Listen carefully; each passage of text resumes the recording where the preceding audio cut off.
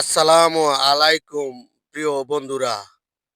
আমি আজ এসেছি চট্টগ্রাম হজরত খাজা গরিবুল্লাহ শাহর মাজারে।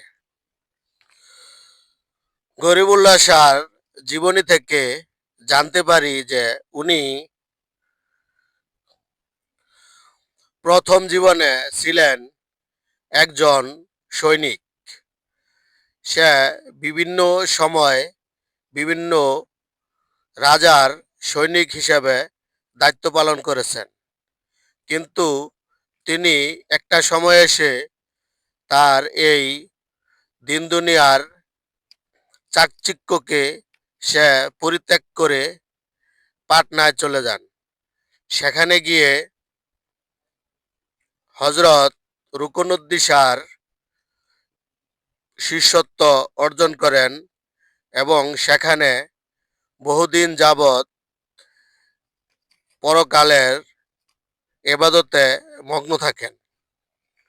পরে তিনি সপ্তদশকের প্রথম দিকে চট্টগ্রামের জিসি মোড়ে দক্ষিণ পশ্চিম কর্নারে একটি নির্জন পাহাড়ের উপর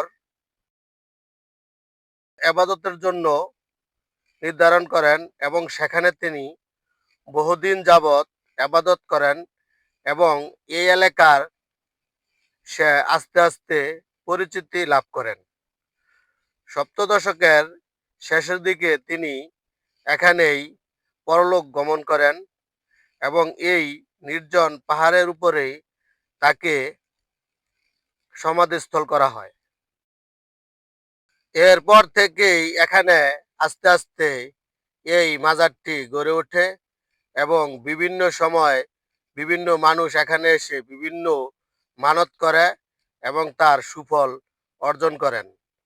তো আজকে বন্ধুরা এখানেই শেষ।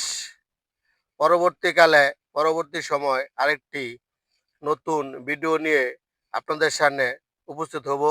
খোদা হাফেজ।